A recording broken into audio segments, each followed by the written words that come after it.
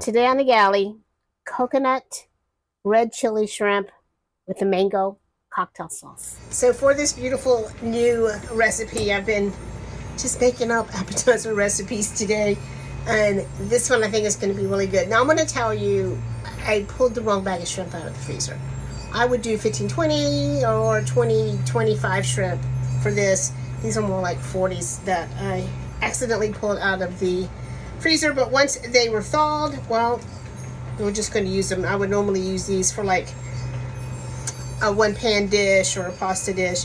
And the thing about buying shrimp that are, you know, from a local shrimper, sometimes they're not all the same size, so just take that into consideration when you're grilling. This is what we're going to do. We're going to marinate right into this bowl. I have about 2 tablespoons of cilantro, over 2 cloves of garlic, depending on their size, finely minced. And then I'm going to do a half a can of my coconut milk. Again, I might add more. I'm going to do about 2 tablespoons avocado oil.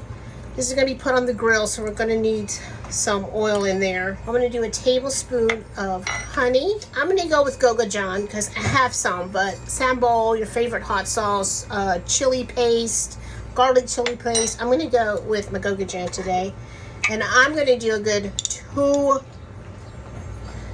teaspoons. This is going to be your spice level, so you can go up or you can go down. And I'm going to do about a half a teaspoon of kosher salt, and we're definitely going to need some acid in here, so I'm going to do the zest and juice of a lime. Sit this in the refrigerator to marinate about 30 minutes. This lime juice in here, it's a lot of acid, so it will start cooking your shrimp if you leave it too long. And next, for a twist on that traditional cocktail sauce, we're going to make that with mango. So I have 1 mango. I'm going to peel that and cut my mango. So I've got my mango in here, and now I'm going to add my horseradish. I'm going to do a good 2 tablespoons of horseradish here. Ooh. So I'm going to go a tablespoon of my apple cider vinegar. I'm going to do about a teaspoon of honey. And then I want to do a little hot sauce here. So any kind of hot sauce you like. This one, I don't remember what I made this one with, but I'm going to do about a teaspoon. You can also do crushed red pepper flakes if you wanted. And I'm going to do a half a teaspoon kosher salt.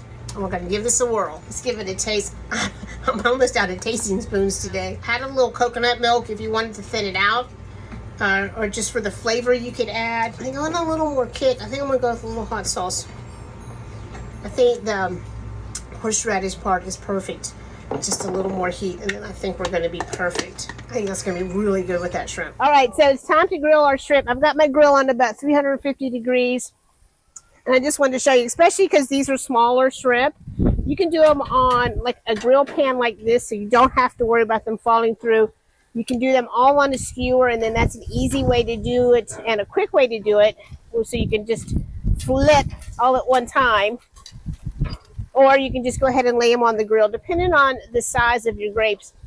Now, this is going to go super fast, especially for these, maybe a minute aside. Even if they're bigger, maybe 2 minutes aside. One other thing that I like to do is use my marinade and kind of baste my shrimp while they're cooking, just to get even more of that flavor on there. So I hope you've enjoyed this twist on the classical shrimp cocktail. It's going to be delicious. Let me know if you make it and what you think. And as always, y'all, thanks for being here. I'll see you later. Bye.